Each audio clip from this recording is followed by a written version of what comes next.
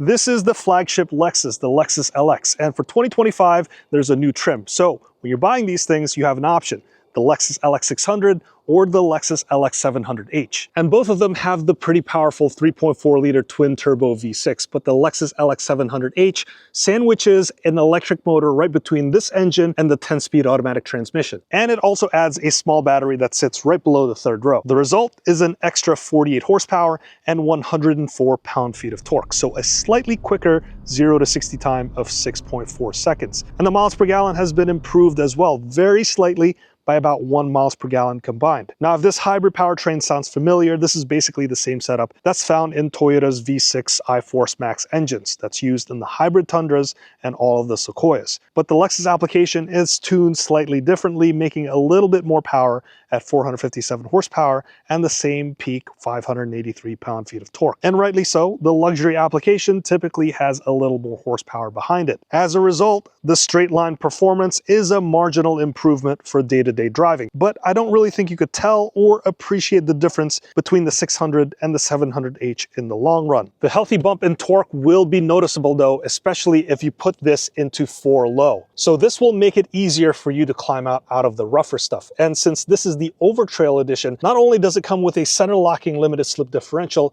it also comes with front and rear electronic lockers. So if you do plan on off-roading or overlanding your Lexus LX, then the 700H will be a more capable tool over the 600. So with all of the extra lockers and the aluminum skid plate and all of the other off-road goodies, this thing is an absolute off-roading tank. The only limiting factor is whether you feel like taking your 6-figure luxury SUV into the thick woods. And if you don't plan on doing any off-roading or putting your vehicle into 4 low, then do you really need all of that horsepower and extra torque? And considering the very marginal MPG increase with the hybrid and the added hybrid cost, your economic break-even point is going to be many, many miles away. Regardless, the ride quality of the LX, whether it's in the 600 or 700H trim, is exceptional for a body-on-frame vehicle. Looking underneath, this is going to have a solid rear axle, so this isn't going to ride as comfortably as a vehicle with unibody construction and independent rear suspension. But this Lexus LX also comes with adaptive suspension and active ride height control, where you can raise the vehicle by 4.5 inches for more ground clearance or lower it for better aero. So in combination, the ride quality in this thing is superb. It still has that body-on-frame characteristics when you go over bumps or potholes. It can feel like a truck because it's built like one,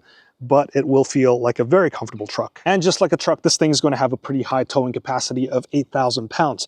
And that's the benefit of having a body on frame and also that solid rear axle. Visually, the Lexus LX700H is going to look the same as the LX600 aside from the badge. The bigger visual differentiator is whether you go with the F-Sport design or not.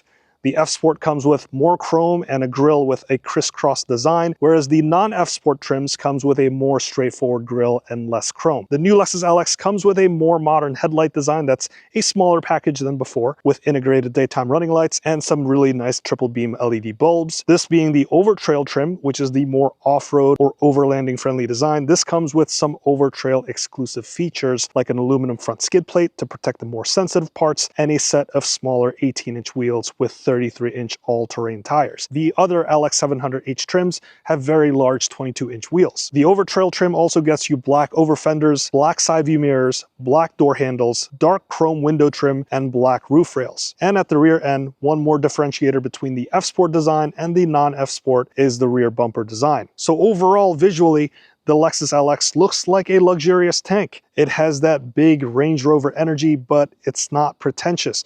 And it also looks like a Lexus with the still questionable grille, but if you know, you know, this is a legitimate Land Cruiser with a different name. Now inside, this is a 3-row SUV with enough seating for 7, but it's more like 5 adults and 2 children because the third row is pretty sad looking. And in typical Lexus fashion, the interior finishes are really nice. You get the semi-aniline leather seating surfaces. It also comes with open pore wood trim. You have a ton of motorized seating adjustment. You also have motorized steering wheel adjustment. And then you get a heated steering wheel and also ventilated and heated front seats. And I like the Climate Concierge button because this is a single button where it will automate all of the climate control. So it will maintain the right temperature and it will also control the heated or ventilated seats, whichever one's needed, and also turn on the heated steering wheel if necessary. And just like any other modern car, you have to have a lot of digital screens. So you get the 12.3-inch digital touchscreen and also the 12.3-inch digital driver display. And then right below here, we have another screen, and this is for your auxiliary controls like your climate controls, and also because this has a suspension that you could raise or lower, and because this has a lot of off-road goodies like your multi-terrain select and your crawl control. All of that information comes up here as well. And even though there's a lot of screens in here, I still love how Lexus maintains physical controls for all of the important stuff. So all of the climate controls, your multi-terrain select system, your drive mode button, and also your crawl control and your mode selector here are all physical, as well as your 4 high or 4 low controls. We have your center lock diff controls, your traction control, and also settings for your ride height. And because this is the Overtrail edition, you could also lock the front locker and the rear lockers from these buttons. From a functionality perspective, it would have been better if those lockers were placed right here, right next to the center lock diff, but I understand why it's placed elsewhere because not all of the Lexus LX trims are going to have that feature. And just like a proper luxury car, you could also have the 360-degree camera views. It does come with a wireless charger and plenty of USB-C ports. And one extra thing, because they can, there's also a cool box, which will cool your drinks, but just remember not to put any meats or fish inside this compartment. As for the second row, this has an okay amount of second row legroom at 36.6 inches. So it's really not bad at all, but other vehicles do have more legroom. But what I do love about the Lexus LX is the availability of the ventilated and heated seats for the outboard second row seats. And there's also these manual shades, which adds a touch of luxury. And just like I mentioned earlier, the third row is a little bit on the cramped side. The third row legroom is limited at 31.1 inches.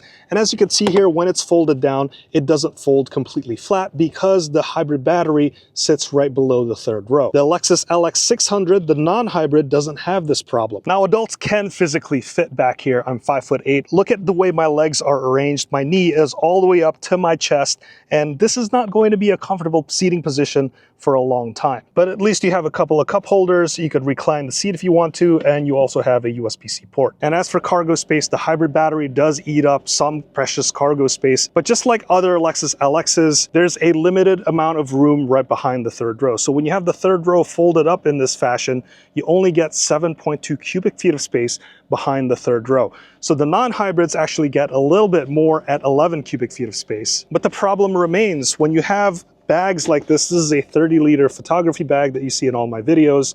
If you have this stowed behind the third row and then you open up the tailgate, this thing is just going to fall right out. And because the third row doesn't fold completely flat, Lexus got kind of cute with it by adding this extra shelf on there so that when you do fold it down, you do have some flatness here. Now, when you fold the third row down, you get 31 cubic feet of space behind the second row. And then when you fold the second row down, you get up to 62.4 cubic feet of space. You do have an option of either just folding it flat like this or tumbling it forward completely. So in this configuration, the third row is even more apparent. So the Lexus LX is a really nice, luxurious, very off-road capable SUV.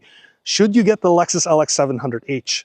It really depends on your use case. If you plan on doing a lot more off-roading, then definitely that extra torque from the hybrid system is going to be very nice. And also in this Overtrail trim, you get the extra lockers for the front and rear axles. If you don't intend on doing any sort of off-roading, then just skip the 700H altogether and get the Lexus LX600 because you get all of the same nice amenities inside, and performance-wise, it's also going to be about the same, just a little bit slower.